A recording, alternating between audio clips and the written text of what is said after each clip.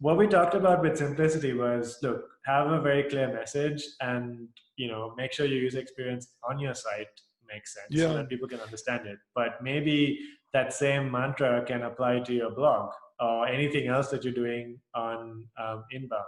So when you get a client like that, what kind of advice do you give them for their inbound? Right. Well, to be clear, concise, and direct and authentic is possible. And obviously, it's easier said than done.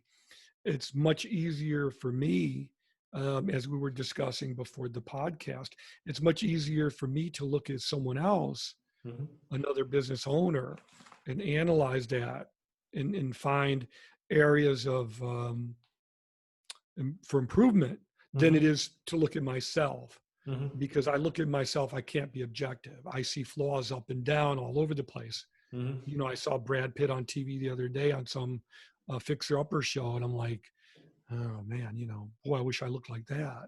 Mm-hmm. You know, I see flaws all over the place, but I'm sure it's that way for everyone. It's very easy to apply what we know is our area of expertise to others than to necessarily apply it to ourselves. But in working with clients, I want to refine, kind of get down to the core offerings. What is it that you really do?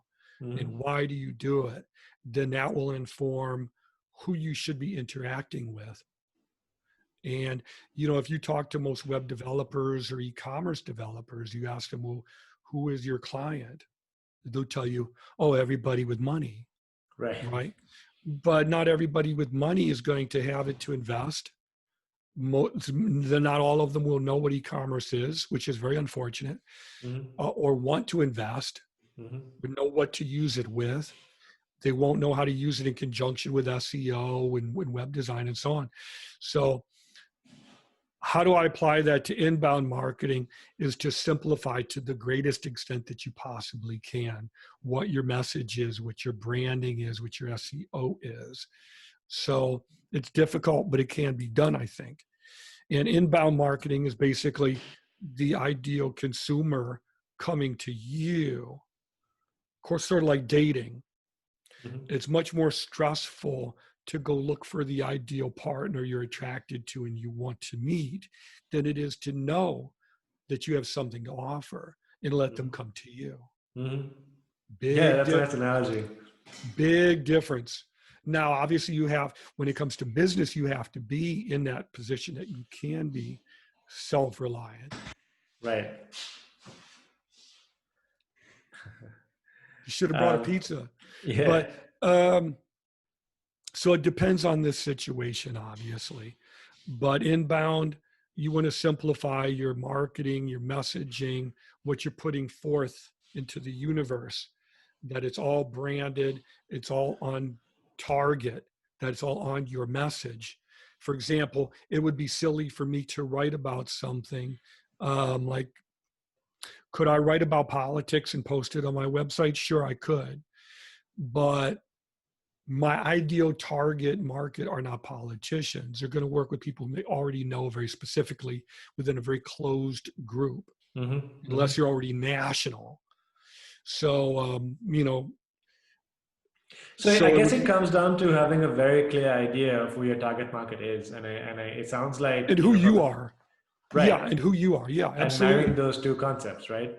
Yeah, I think I could write about small business. I think I could write about enterprise businesses. I could write about restaurants, any type of business, and relate it to digital marketing in some capacity. So if I were to write about a political campaign and relate it back to digital marketing, I could do it in a broad context, or as a case study. But it's always kind of with that in mind, if that makes sense.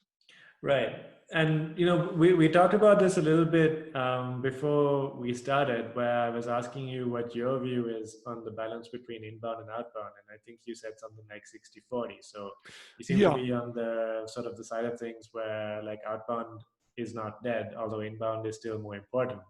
So, one of the things I've been seeing, especially with this current situation, is that you I think the way we sell and market has changed quite a bit, where people want more authenticity and people don't want to hear the hard sell anymore. That Yeah. doesn't seem to resonate with people. So, how do you see outbound? Like, how has that changed for you? Like, what kind of advice do you give clients when, they want to do outbound? Well, obviously be as authentic as you know how to be. And if you're not sure about something, check. Look at your motivations.